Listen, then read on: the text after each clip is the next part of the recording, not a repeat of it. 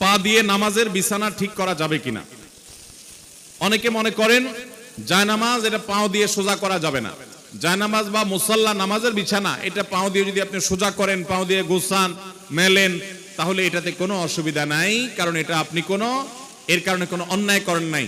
জায়নামাজ বা নামাজের মুসাল্লা এটা একটা কাপড় বা একটা কার্পেটের টুকরা বা এই জাতীয় কিছু, অতএব এটাকে হাত দিয়েই সোজা করতে হবে, পাও দিয়ে সোজা করা যাবে না এমন কোনো কথা কোরআন হাদিসে কোথাও নেই। অতএব যে কোনো ভাবে সোজা করলেই নামাজ হয়ে যাবে। এরপরে প্রশ্ন হলো, মহিলাদের গোসল ফরজ হওয়ার পরও যদি বাসায় কাজ করতে পারে, তাহলে পুরুষরা কি গোসল ফরজ অবস্থায় বাসার বাইরে যেতে পারবে? ভাই, শরীয়তের মাসআলা পুরুষ এবং মহিলা এক্ষেত্রে কারোর জন্য আলাদা না, সবার জন্য এক। আমাদের দেশে গোসল ফরজ অবস্থা মহিলারা বাসার কাজ কাম করালে, বাচ্চাকে দুধ খাওয়াইলে